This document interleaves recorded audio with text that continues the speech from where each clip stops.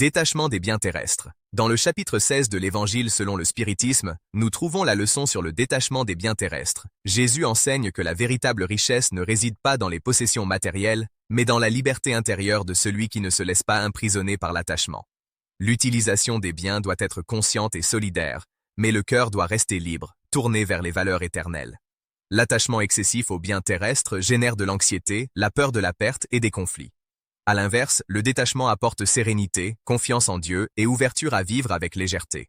Cela ne signifie pas renoncer à tout, mais utiliser ce que l'on possède sans devenir l'esclave de ses possessions. En psychologie basée sur des preuves, des études montrent que les personnes moins matérialistes présentent des indices plus élevés de satisfaction de vie, de meilleures relations interpersonnelles et un plus grand bien-être émotionnel. Le détachement réduit le stress et augmente la capacité à faire face aux changements. En physique quantique, le principe de l'impermanence nous rappelle que tout est en constante transformation. Tout comme les particules oscillent et se renouvellent, nos possessions et circonstances changent également. La sagesse consiste à accepter le flux de la vie sans résistance, en valorisant l'être plutôt que l'avoir. Application pratique. Vivre le détachement signifie simplifier la vie, partager ce que nous avons et pratiquer la gratitude. Nous pouvons commencer par nous détacher des objets inutiles, cultiver des relations authentiques et consacrer du temps à ce qui compte vraiment. Ainsi, nous rendons notre existence plus légère et spirituellement riche. Avez-vous aimé ce script?